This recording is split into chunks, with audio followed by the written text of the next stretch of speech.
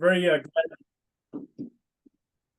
I'm very glad to be part of this, being invited to give this presentation at Western Illinois University. As you know, probably already know, William and I go back to the University of Texas days. We were colleagues together in the PhD program. So if any of your students want to elevate your grade to the next letter grade, send $100 to my PayPal account, and I'll give you some dirt on him. So anyway, having said that, I guess I better move forward. So William asked me to kind of talk about my experiences in cultural resource management and kind of pull them all together into kind of a how-to guide on cultural resource management and how the field is organized, as well as how it can be, you can position yourself for success in the field.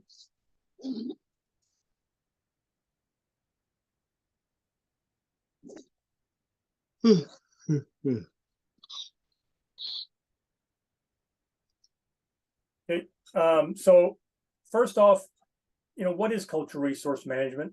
And of course, it's a term that we use in the industry to refer to actions taken to preserve important cultural resources in the nation. And having said that, a cultural resource is any prehistoric or historic remains that's indicator of human activity.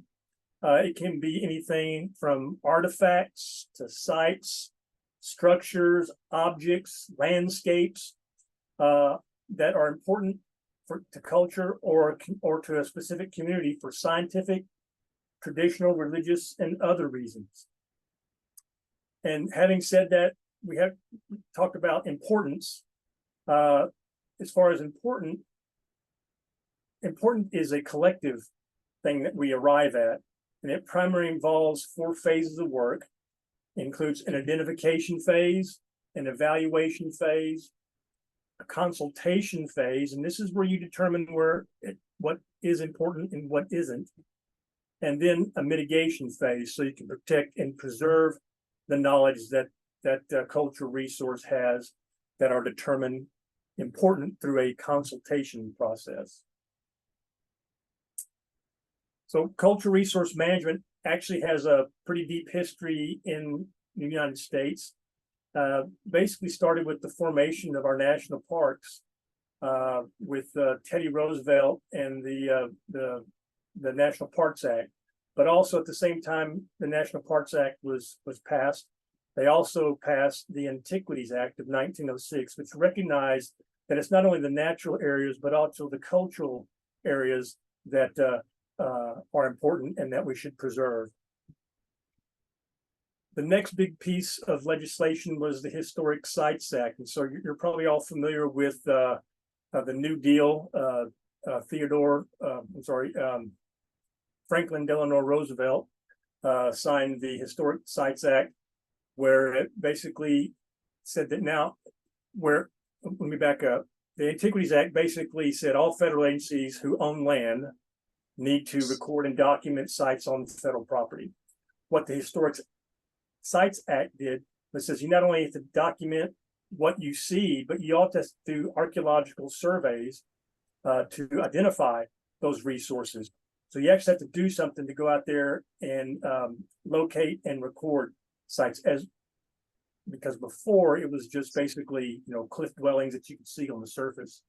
But the Historic Sites Act of 1935 made it such that all federal agencies who manage land had to identify those resources and preserve them. And it kind of went hand in hand. I'm sure you're familiar with the story of the New Deal, where Franklin Delano Roosevelt was trying to get the nation back to work during the Depression. And so there was a huge, massive undertaking in the public works projects in our national parks and reservoir construction and things of that nature. Then came the big muscle mover, was the National Historic Preservation Act of 1966. And this was signed into law by President Lyndon Baines Johnson, which basically expanded the power of historic preservation in the area of any organization that received federal, not only federal land, but any organization that received federal funds or needed a federal permit or was federally assisted in some way, had to comply, had to identify and evaluate and consult with the treatment of historic properties that they may disturb. So those are the three main pieces of legislation that drove cultural resource management in the United States. There are several others, but like I said, these are the primary ones that the driving factors for cultural resource management. So the employment outlook, and this has been going around the cultural resource management professional network lately, is that basically there's a big push or a big need for archaeologists and cultural resource managers in the nation. This is some statistics from the U.S. Bureau of Labor Statistics. It basically lays out what the median pay range is, and this is data as of 2022. And then basically saying that there's about 8,000 jobs in the nation, and then that's been growing, or it's predicted to grow about 4% through 2032 to about 300 more jobs. However, if you consider all the ancillary functions around archaeology and historic preservation, you bring in all these other fields, such as tour guides and public interpreters, educators, curators, historians, museum technicians, and conservators. And when you bring all that in, the Journal for the Advances in Archaeological Practice predicts that we're going to need 8,000 new archaeologists within the next 10 years. So that's double the figures that the U.S. Bureau of Labor Statistics is putting out. And what kind of salary ranges are we talking? Well, right now we're looking at salary ranges at the entry level, starting at $60,000 a year, and then moving well over $100,000 a year at the senior level. So a really good employment outlook for cultural resource management. And a lot of this being driven by development. Development in the country is just going wild. I mean, William will attest that here in the Austin area, if you're up and down the I-35 corridor, which runs from San Antonio all the way up to Dallas-Fort Worth area, I mean, there's an unimaginable amount of growth that's going on. And this is all fueling cultural resource management in the state. So where do cultural resource managers work? Well, there's all number of alphabet soup of federal agencies, and there's also state agencies. So it's basically any land management organization in the United States has a cultural resource obligation to protect cultural resources. Those types of jobs at the federal level include a resource manager, kind of like what I'm doing for the Air Force, the Department of Defense, is managing all the historic properties, including anywhere from World War II barracks to Cold War era hangars, as well as archaeological sites. I manage about 80,000 acres of a natural area where Air Force and Army, the Joint Force, we call it, do training exercises. So there's archaeological resources out in those areas, and I'm chartered to take care of those and protect those from the training that we do, as well as the development that we do on those installations. And at the government level, you also have a regulatory specialist, and this would be somebody who would work, say, for a state agency. Every state in the union has a state historic preservation office. It's staffed by several archaeologists and architects, historic architects, who review archaeological work within their states and provide comments and preservation advice. So there's regulatory specialists. And then, also you have not only at the state level, but we're starting to see a rise of archaeology jobs at the local government level. If you're familiar with Texas, San Antonio's was founded in 1716, and so there's a lot of Spanish missions, Spanish rancheros, and those sorts of things that date to that period. And so the city is actually taken upon themselves to preserve and protect those types of properties from further development. So, and then you have research institutions. Now, this may be anywhere from an archaeological research institution. If y'all familiar with Crow Canyon, they hire research assistants and research associates to do their work on their reserves. Also, there's the Galt School for Archaeological Research, which focuses their research in the Paleo-Indian period. And in fact, recently they're going to have the new volume out that talks about the Paleo-Indian sites or materials that they recovered there. And it's going to sit in radiocarbon dates that push back the first people in the New World to 18 to 20,000 years ago. So gone is the Clovis first hypothesis. And then, of course, the major employer of cultural resource and cultural resource management, these private industry companies, usually engineering firms or environmental consulting firms that have their own in-house cultural folks that assist them in project planning and identifying those cultural resources and helping their clients comply with the laws. And so, and then those in that field, you're organized by field or laboratory assistant, and you have field or laboratory supervisors, and then project archaeologists and principal investigators. And I'll go into each one of those positions as we move forward. All right, so what are the qualifications do you need to have to get involved in cultural resource management or start a career in this field? Well, as a field laboratory assistant, you need a Bachelor of Arts in Anthropology, History, or Geography, or it can be in classics as well. A lot of the laws basically say, archaeology, history, or related field. And if you have those qualifications, you can practice archaeology in that state. You need an archaeological field school, which will teach you the basic skill sets that you need to know to survey or excavate archaeological site and then process and preserve artifact materials. It also teaches you how to document those things in the field.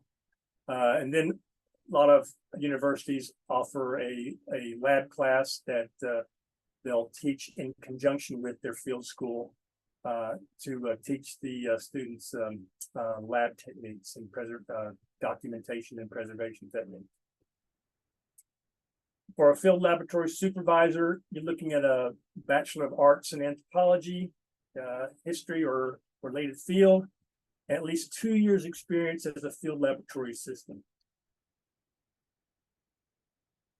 From there, you get the project archaeologist, which moves us into a graduate degree in anthropology, history, or related field. Coursework and field experience in the archaeology of a specific geographic region. You basically have to understand, and that could be, the Midwest, the Southeast, any major geographic region of the United States. And then at least 2 years experience as a field laboratory assistant. Principal investigator or senior resource manager requires a graduate degree in anthropology or related field, and at least 5 years experience as a project archaeologist and a resource manager. So, and this data is taken from from a survey of all the jobs that I have seen recently advertised for a cultural resource person, as well as the Secretary of the Interior professional qualifications, which is codified in the Federal Register as far as where it lays out what qualifications an individual in historic preservation needs to have, and these are the qualifications for an archaeologist. There's also other heritage resource managers that include architectural historians, historic architects, as well as historians. And those are also codified in the Secretary of Interior qualifications. All right, so what we'll be doing and what are the skills that I need to have in order to get involved? Let's say to be a field laboratory research assistant, you have to be able to do archaeological field investigations and be able to process artifacts and catalog them. It's the basic functions that you need to be able to perform. The skills you need to have, I mean, you really need to have people skills, because when you're in the field, and my archaeologist cohorts understand this, when you're in the field with these same people for extended periods of time. And so if you don't have people skills, you tend to be ostracized, and you probably won't be coming back to the job when more jobs come down the pipe. So you really have to be able to integrate well with your coworkers. You need to have the ability to travel. When you're a field technician, you're probably traveling more than 50% of the time, going to different sites, going to different regions in the country, doing archaeological surveys, doing excavations. So it takes quite a bit of travel to do that. You need to develop some outdoor skills, and what I mean by outdoor skills is basically, put on sunscreen, know about bugs and snakes and those kinds of things. Knowing outdoor skills is really going to help you deal with the adverse climatic conditions that you may be dealing with changing weather, because you won't be surveying out in the summer. Usually you'll be surveying in the winter as well, and you have to deal with things like frostbite and things like that, as well as heat related injuries. You need to be physically fit. I mean, you're out there hiking basically in natural wildland areas most of the time. I mean, there's other times too you'll be doing surveys within urban areas, but mainly a lot of the work's is being done within wildland areas. You need to be detail oriented, because you're taking data down as you're doing the field work. I need to be sure that data that you're recording is correct, and it jives with the data collection strategies that would be in the research design that your field supervisor will be guiding you on. And of course, we talked about being able to know survey techniques as well as excavation techniques. Depending on where you're at in the country, you could be doing digging a lot of shovel tests. Which, if you're in the riverine areas where you have a lot of deposition, you're going to be digging shovel holes and screening that dirt to prospect for archaeological deposits, as opposed to out west. It's kind of this line that goes down in the middle of the country. Out west, they don't do shovel tests. All the archaeology is on the surface, because in most cases, you don't have rivers out in the deserts of Utah and Nevada. And then the excavation techniques, knowing how to dig a unit, one by one unit, knowing how to dig a block, which there's differences that you need to know on how those things work.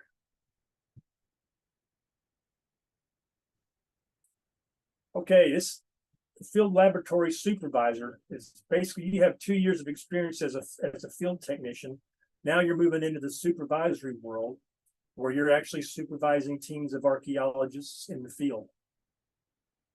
And then some skills you need to have is team leadership skills. You got to know how to, judge what people's strengths and weaknesses are and be able to use them in their strengths as opposed to focusing in on their weaknesses. That's part of being a people person, is being able to assess people's strengths and weaknesses and using them in their strengths. Here again, you're going to be traveling about the same amount of time as your crew is going to be traveling. So over 50% of the time, since you'll be in charge of a crew, you need to know, have some first aid skills and know about outdoor safety. Things like, keep your people drinking water when it's 120 degrees outside, and then being sure that they're staying warm and dry during the cold periods, so that we don't get anything like frostbite or issues like that. So you need to be skilled in first aid and outdoor safety. You develop skills in map reading and terrain association. Now, I know these days we have GPS devices and whatnot, but I've always been an advocate of, when those things go down and you're out, 10 miles away from civilization, you need to know that you need to go into degraded mode and be able to read a map, and read a map by terrain association. In other words, reading the terrain and how it's depicted on the map and knowing where you're at. Aerial photograph interpretation. A lot of times you may not have a topo map with you in the field, you'll just have an aerial photograph. So you need to be able to locate yourself on the ground and on the aerial photograph to know where you're at on the ground and where you need to be. It's important that you have some idea of landscape archaeology. In other words, what I'm referring to here is settlement archaeology, where sites occur on the landscape. If you're dealing with prehistoric sites, and those sites are going to be mainly down natural water courses, and for obvious reasons. You can't live long without water, so your prehistoric sites are going to be positioned along those areas where terraces and areas where streams and rivers come in. The thing about whereas like historic sites can be more higher up on the landscape, more higher up on the topography, because things like well digging and water pumping and things like water management structures allowed our society to move away from natural water courses in a sense. Need to have an understanding of stratigraphy, you might say geologic stratigraphy and soils. Knowing this can give you a good idea about the age of a site and whether it might produce important information if it were excavated. So stratigraphy and soils is a key skill you need to develop. Also, you need to do quality control. You're going to be reviewing all of your crew's paperwork when they hand them in to you in the evening. So you need to be able to go through it and quality control that paperwork, because that's the data that you're collecting in the field. And if it's not collected right, then garbage in, garbage out, as they say. And here's an area that I need more help in, is electronic data collection. These days, other than GPS, you have tablets that have site forms and shovel test forms and survey forms that are electronic in those apparatus, where you can take pictures with the tablet and key those to several forms. You'll need to be able to, in this this profession is moving more and more electronic, so you need to have a familiarization with those skills. And then mapping. So when you find a site, you got to be able to lay out a grid or a baseline, north, south, east, west baseline, and be able to map it to scale. At the next level, we're talking about project archaeologists and senior research associates. Now this is the point where it's a major shift in the profession. We're now, with the field supervisor and the field technicians, they're out in the field collecting data now, and they're providing that data to the project archaeologist, who basically develops and oversees the execution of project research in the field. If you're if you're a field supervisor, you'll be receiving guidance and direction from a project archaeologist. The project archaeologist will be also responsible for data manipulation and interpretation. It also requires the writing and editing of technical reports. So some of the skill sets you need to perform in that field, that position, would be, of course, team leadership. You got to be able to be a leader and be able to clearly communicate what the research objectives are, and figure out, as you know, as we know, as soon as we get out, we have all these plans built up and written out, but as soon as we get out in the field, situations change. We didn't anticipate certain environmental factors or landscape features, and then so now we got to make decisions on the fly. So a project archaeologist needs to be able to lead a team and communicate effectively. You need a basic understanding of cultural resource laws and how they articulate with each other, and because tell you what, it's a quagmire of laws out there, and it behooves you to really understand how, not only what they say, but also how they articulate together. Project management is a business term which deals with time phasing projects. You're going to start off with a background research phase where you're looking at a literature review.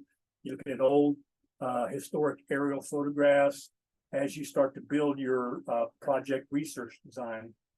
And then the next phase will be the field phase, and then you'll have after that you'll have a data analysis and report production phase, and then you're going to have a curation phase. You need to be able to lay that out on a track and a schedule, because your clients are going to want you to stay on track on as far as time and resource expenditures. So project management is going to be a skill set you'll need to hone.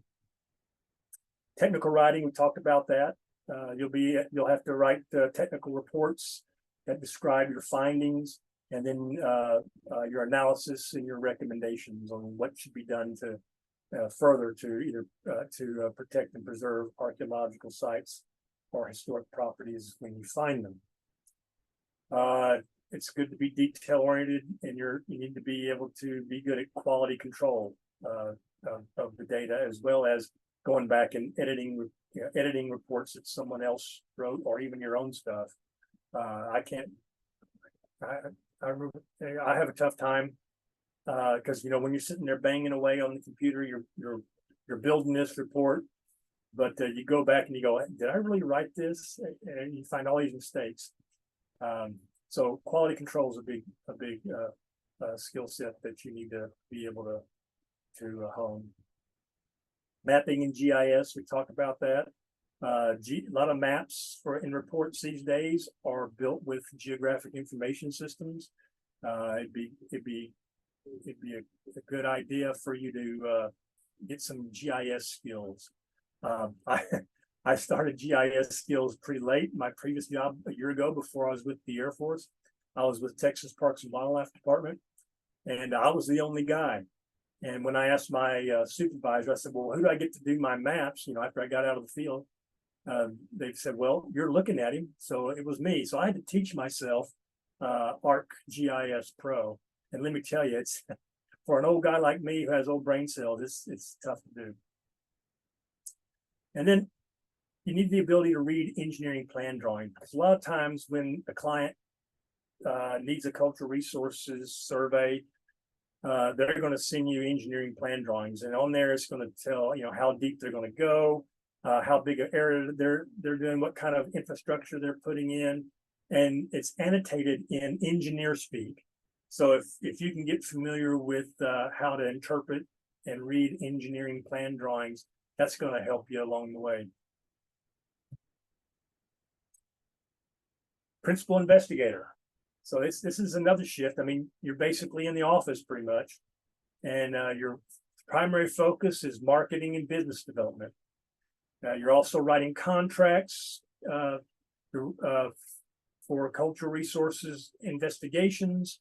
you're writing statements of work for those contracts, which basically lays out what it is you are planning to do. And these are legal documents, so you need to be able to articulate those and put those together. A major part of your job is going to be educating and advising clients on what they need to do, how do they comply with the rules and how they comply with the laws and the regulations. So a lot of time, so you need to be up on your laws and regulations so that you can advise them efficiently. And then you got to have good negotiation skills. Because you're going to be negotiating with regulatory agencies as far as what you believe needs to be done to preserve sites, what needs to be done to mitigate or do data recovery on historic sites that you find. If we're getting outside the realm of archaeology, we're looking at buildings and actually the standard practice for preserving a building, say if they're going to demolish, is going to be what they call a Hab's hair drawing, which is historic American building survey drawings. Basically, you're going in, you're reproducing the development drawings when that building was originally built back in the 20s or 30s.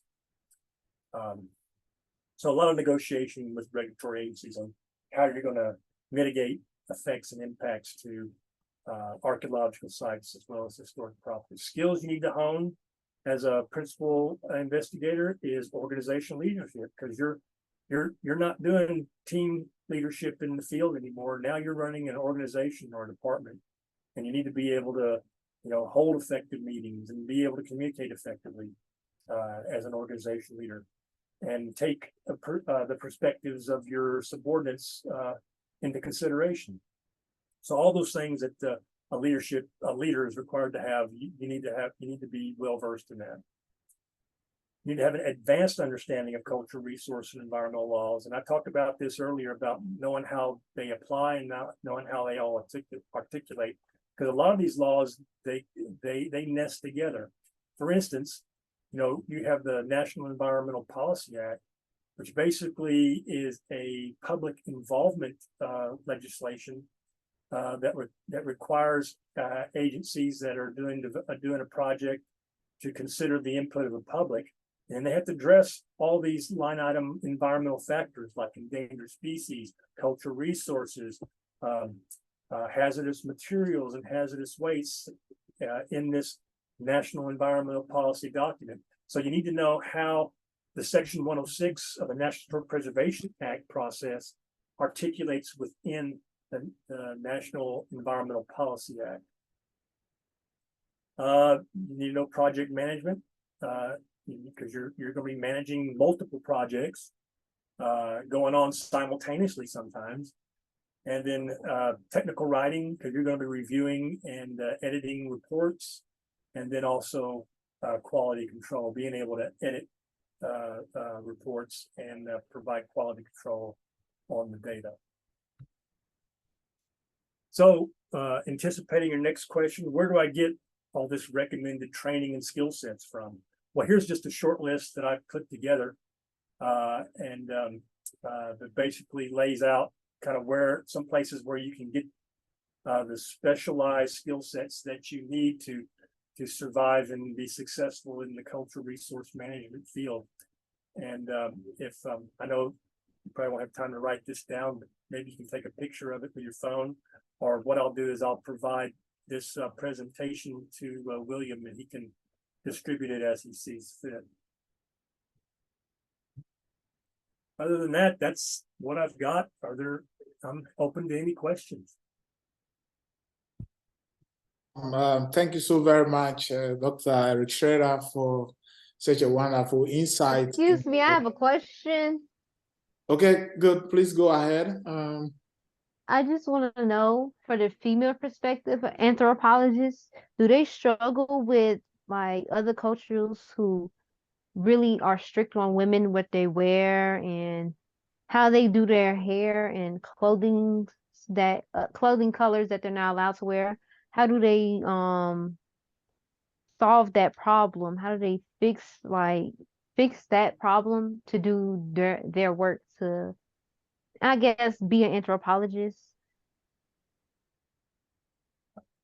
Could you rephrase your question? I'm not quite sure I'm getting it. Oh, I'm asking, how do women anthropologists conduct problems with their other cultural problems of women hair? Like, how do they solve the problems of, God, I don't know. It's like it's there.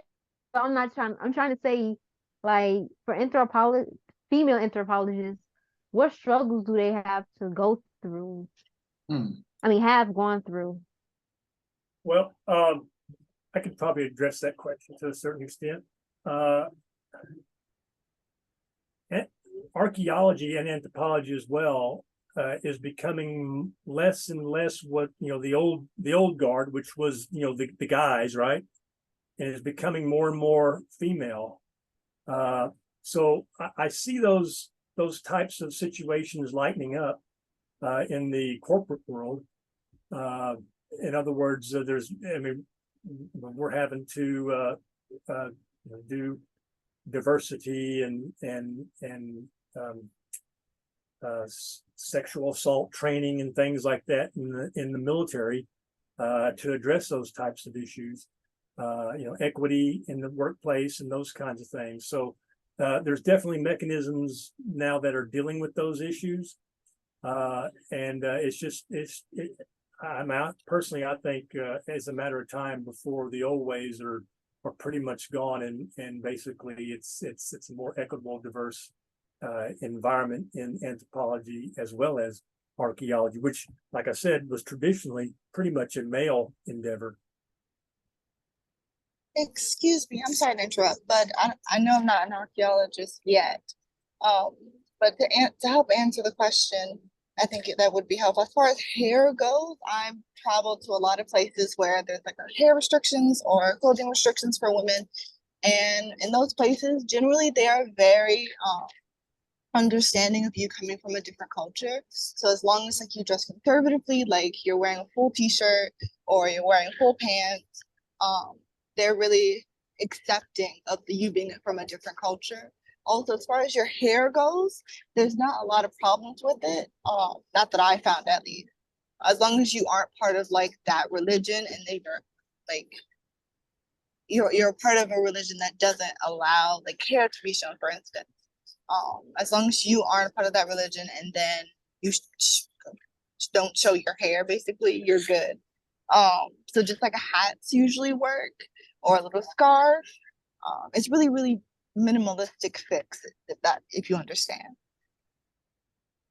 Yep, that's really what I was asking, because in Muslim countries, women are not allowed to show any body parts. They're supposed to be covered up in all black. They're not even supposed to show an inch of hair. That's the question I really wanted people to answer. Yeah, I went to Morocco and all I needed was a scarf and that was it. And yeah, Malaysia, Turkey, scarves, long t-shirts or t-shirts with the jacket. No shorts, just pants that go up to at least the ankle or like mid calf, and you're totally good to go. Okay. I think there are two hands up. We take Sylvia Angelinova. Hi, thank you. Can you hear me okay? Yes.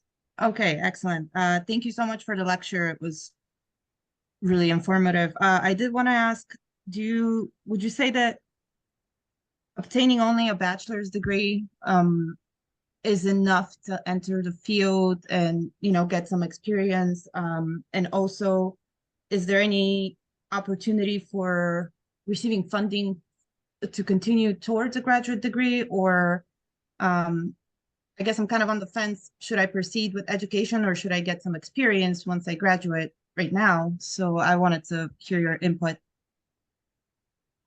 I mean, yeah, the answer is there's a lot of granting institutions, in fact, universities that provide grants for graduate school. I know the University of Texas in Austin, in that both William and I attended. I mean, if you get admitted there, you basically get a free ride your entire graduate experience. And then there's also fellowships and things, funding opportunities like that can help you, assist you get graduate degrees. So very little of your own money really needs to come out of your own pocket.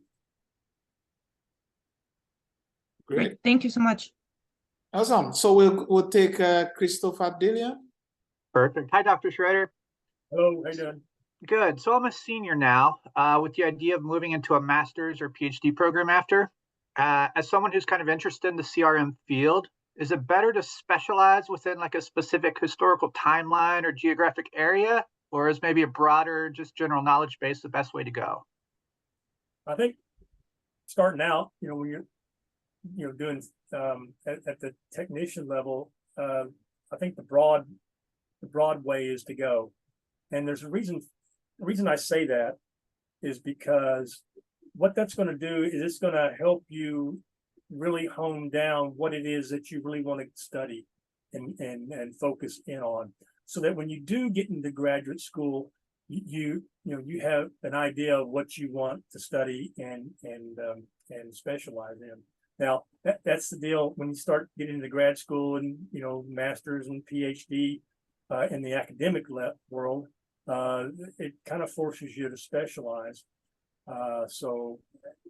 But just getting into CRM and developing some skills, getting some work experience, then I'd say you stay general. Perfect. Thank you. Just a moment. I've seen Jimmy D. Is that Professor James Dembo?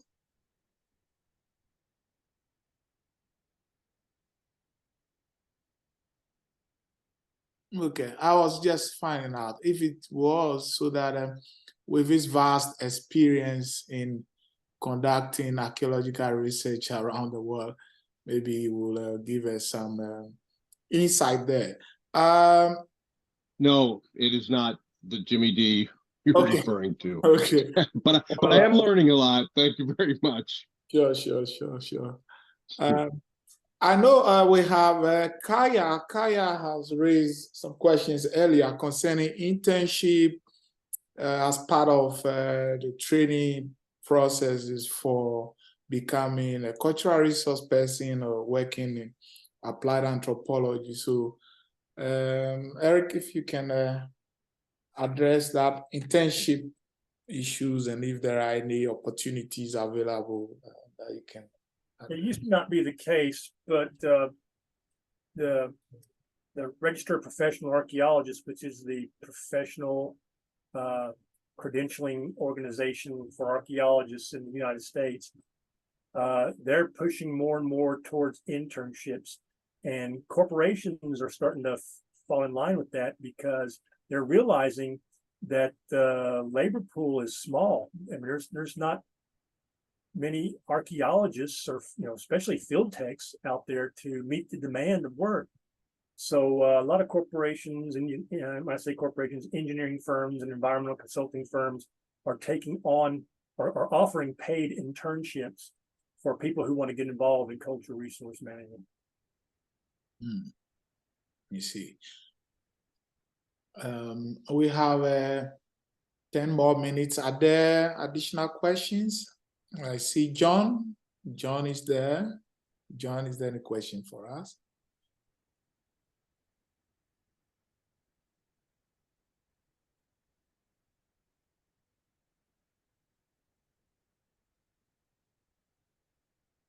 Professor Jacob Skilson, is there any additions given your experience in the field of cultural impact assessment and working for the state on this side? Are there any contributions that you would like to make in addition to what Dr. Eric Schroeder has provided so far? I think there is a hand up, so we'll take that one. Yeah, I think he covered everything really well. I mean, I concur with like all the skills and the jobs. Those seem to align to me. I think the biggest issue that used to be the case in cultural resource management, and Dr. Schrader probably knows this as well, it's like entry-level jobs, 10, 20 years ago, never paid enough for people to really make a living. I mean, generally as a single person, you could probably eke it out, right? But if you have a family or if you have more responsibilities, it's really tough to do that. My sense is that it's slowly starting to change. Is that accurate, Dr. Schrader? Yeah, I mean, I see wages, especially, of course, it's all dependent on where you're at. I mean, pay for field technicians is higher in Austin than it would be, say, Alabama or somewhere, right? But I do see in particularly high density populated areas such as Austin, Dallas, Fort Worth, Los Angeles, San Francisco, the pay is getting more and more commensurate with the cost of living in those areas.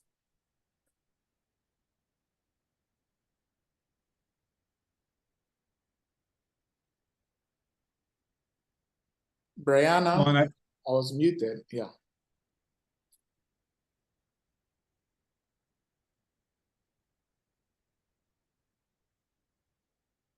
Yes, Brianna. Yeah, I think you are muted. Let me unmute you.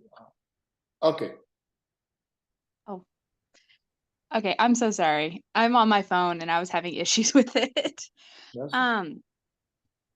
So I want to become an archaeologist and I'm wanting to get into the graduate program of the BA anthropology and get an MA in museum studies. Dr. Skousen and I were talking about it the other day, and would you think that would be a great entry way to get to becoming an archaeologist? Like having a bachelor's in anthropology, master's in museum studies, and possibly go further for a PhD in to becoming an archaeologist? Yeah, that's the kind of way I did it. I got my BA in anthropology, just general anthropology with a focus in archaeology, with only a minimal level of and had only a minimal level of field experience at that time.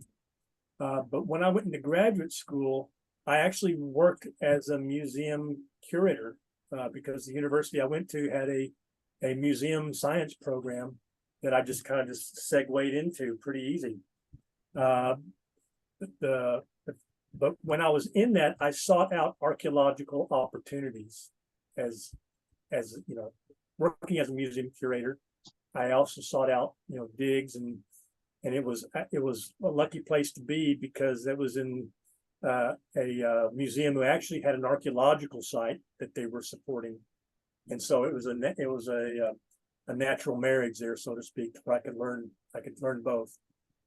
But yeah, so the museum studies is going to give you a real good background in the artifact, how to process the artifact, how to treat the artifact. And that's going to help you later on if you decide to go into more academic or field archaeology to understand the importance of that artifact and its context that was associated with it and those sorts of things, because you had done, the nitnoid detail work at the museum level.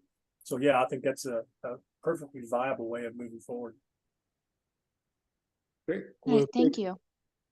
Thank you, Dillian. We'll take Christopher. Perfect. Sorry to bother you again, but Dr. Skousen brought up a great point that's really near and dear to me. For those who can't travel as easily, what kind of options are there aside from maybe museums or academia in the world of archaeology? Somewhere that travel isn't necessarily the biggest part of the field. Well, any entry-level archaeology, you're going to have to travel some because you're going to be brought in as a field technician, unless you have a graduate degree where sometimes they'll bring you in as a project archaeologist to start out with. And then that doesn't have as much travel, but there will be some travel associated with that because basically you're going out in the field and being sure that that the crew is capturing the right data in accordance with your research design and those sorts of things. But as you start moving into the hierarchy, so to speak, of cultural resource management, you become more and more sedentary. You're behind a computer screen. You're in a lab analyzing artifacts and you know, compiling data and those sorts of things. So yeah, the payoff comes later if you can't travel is what I'm getting at. Got it. Thank you. Brianna, is that okay? Kaya's hand is up now. Hi, I have the same question, but what if you only do international? I'm mostly international for majority of the year. So the internship opportunities are mostly like in stateside.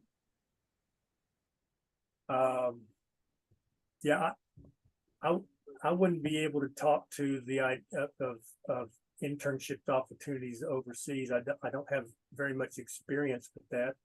I do know, however, you know, given my experience with the Air Force, that the U.S. military and Department of Defense does offer internships overseas, particularly, you know, in the Middle East, as well as in Europe, and anywhere basically where you have a U.S. military base. And so that would be opportunities for internships. And I would presume, I mean, someone may know better than I do here, but I'd presume that universities overseas would have internships as well.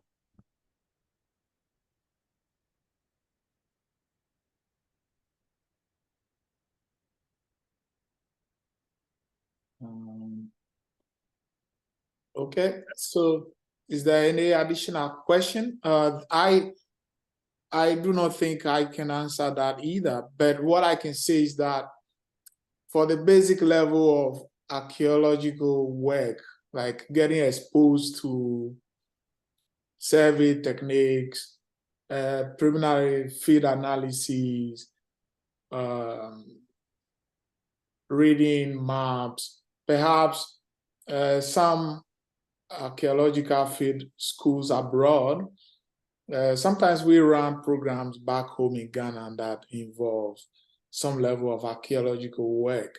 So if there is a partnership project that takes one day, like we have one with the University of Rochester in New York and Syracuse University, where these projects are open up to students from other universities. So if a student attends such a field school or a summer program, then the basics of archaeological surveying and then mapping, the use of GIS and so on and so forth, one can acquire that and perhaps be able to work at the lower end of things rather than someone with a specialization in any region of the United States of America. So there are some possibilities. There are no clear-cut cases. I will ask Dr. Kofi Nuttall, who is joining us from Texas A&M. He's done some work, cultural impact assessment with Kennel in Texas and in Ghana. Is there anything you want to contribute here, Dr. Kofi Nuttall? No, I think Dr. Schroeder is most competent to speak about these things. But I wanted to assure the female potential archaeologists, like Dr. Schroeder said, there are many female archaeologists, I think, these days than male archaeologists working on the field, and they do just fine. In terms of cultural restrictions, then you are talking about moving outside of the United States, and cultural competencies will require that you follow some of the local norms in terms of dressing and how to conduct yourself in public, you know, depending on which part of the world you are. But as far as the United States is concerned, you dress well to protect yourselves from the elements, because you are working in winter or you are working in summer, and that's all that you need to be more protective of yourself against the elements. Otherwise, and you are working, if you are doing survey or doing excavation, you are carrying sand, you are walking through the brush, you don't want to leave your hair, you know, well, if you want to do that. I don't think any people really care. I work with a lot of the female crew, and they just kind of protect themselves against the elements. So women will do fine and are doing better. And because, in fact, in many of the graduate schools, more female graduate students in our program, for instance, here in Texas A&M, than males. So anthropology, archaeology, like Kenneth said, is becoming more female dominated. So there's no fear as to how well women will do compared to men. Otherwise, I enjoyed the talk, Dr. Schroeder.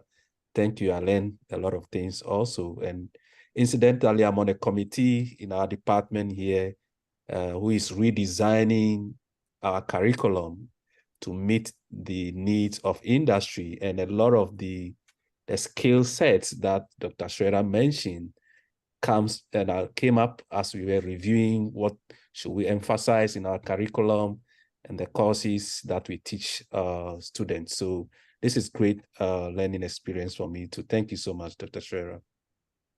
Thank you very much. I appreciate it. Good. Professor Skilson, this is your name. I will leave it. Jacob. Yeah, no, that's fine. No, just one addition. So if you're looking for overseas experiences, you can Google the Archaeological Institute of America, and they have different, I think they're more like field schools as opposed to internships, but I think they allow all sorts of people to like apply.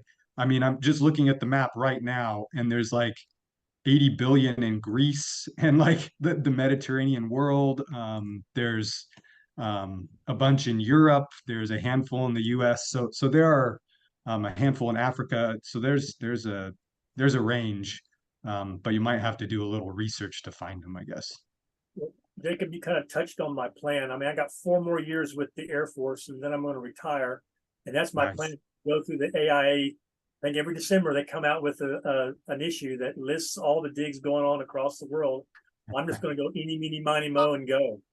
Yeah, no, I know a few people who have been to Ireland, and another friend went to someplace in Greece, and the stories they have and the things they learn are just really cool sounding. So I mean it costs a bit, just to fly over there, but you can make it work. So Yeah. I'm envious of you, Dr. Shu. Great, great, great. On behalf of the Department of Sociology and Anthropology, and particularly on behalf of my class, and through 305 Applied Anthropological Methods and all those who made it possible for us to have Kendall to be here with us, I want to say a big thank you. And we really appreciate your time, and we look forward to catching up in person sometime, or having a big cultural impact assessment mini conference here or Can't somewhere wait. in Texas. Wait. So, Thank you, everybody. I appreciate your attention. And Thank if you have any more questions, or you want to seek advice in cultural resource management, please feel free to email me. okay. Thank you. Pleasure to meet you. Pleasure to meet you, Jacob. Oh, wow. Thank you so much. Take care. I think there are some thank yous coming in from the chat and so on and so forth. So I think Jacob, Kofi, Eric is gone. Okay, so that's okay. We still have a few students around, but I wanted Jacob to we'll spend the next 2 minutes. If you have the next 2 minutes, we can. Yeah, sure. So I'm fortunate enough to fall right in the hands of Jacob, who has taken me and shown me all the areas on campus, and he has a beautiful lab. I'm a bit jealous of that. So It's in the works. It's in the works for sure. he does more work with the state of Illinois, right?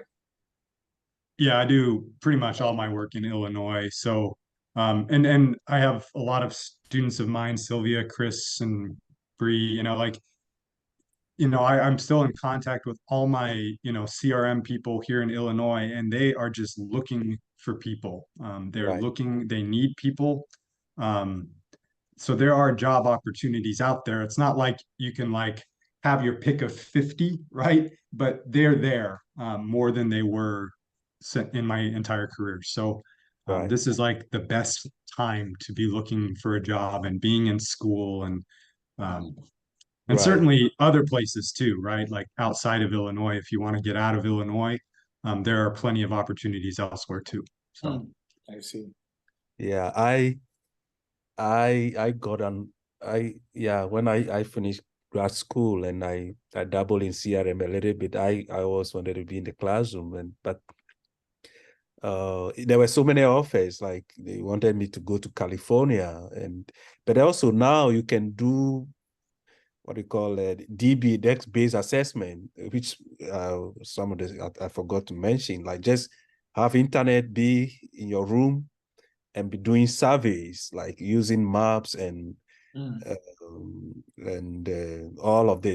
provide all of the resources for you, and you just using Google Earth and stuff like that. And then I was doing that when I was in Texas, doing surveys in California, which was fun. I didn't have to kind of move out. Yeah, so DBA is another one that students can sign up to. They train you in how to use the GIS tools and use data from historic maps and put together a report and so on and so forth. So that is one thing, but again, it's entry level. And like Jacob said, if you're a single guy, single girl, and you're just starting up, that would be something to consider. But once you start getting family, those are not enough to in terms of remuneration to take care of you and the family. So yeah. So to follow up on that, and then I'll shut up, William, and you can kick me off. But go ahead. So the one thing that I would modify a little from Dr. Schrader's thing, I think generally, yes, like you need to have field experience. But I think that's changing a little bit. Like was just said, it's like there are remote jobs. So if you know GIS or you know certain computer programs, state agencies like SHPO offices and things, they largely review documents, right? Right. And so even entry-level people, they're not going to be in the field a ton. So they're sent documents and they have to read through them and make sure they comply with laws, and that's your job, right? And then you send it to your boss and they do whatever. But I think there are becoming, in the last few years with COVID, more remote jobs where you're not having to travel as much. And the field work, I think initially having a field school is kind of really important. But you don't need like always 5 years of experience, right? I mean, it doesn't hurt, but Great. Well, this is good because we are still being recorded, so it means these are all good contributions. Yeah. We'll no. make this available. The ambassadors, some of them are here. I see Brianna there, Christopher is there. So Brianna is one of our Anthro ambassadors, and Christopher. Jimmy D, I'm not sure. I don't know, we've not met. Sylvia, you're there, Sylvia Angelova. So yes, so there you are. I will make this available just in case you will need it in your work recruitment process or anything. So that this is Jimmy D and Dr. Davis from Western Illinois. I've had quite a few classes with her, and she invited me to this presentation. So I really appreciate her doing that. To this wonderful presentation. I just want to thank you guys for the presentation, and I've learned a lot. So that's just wanted to put that out there. Thank you. Thank you. We appreciate that. Thanks for the disclosure too.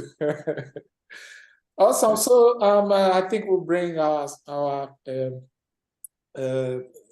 interaction and meeting to an end. And I thank you all for taking time off your Friday schedule and then the upcoming Thanksgiving. Enjoy it all to the maximum and take good care.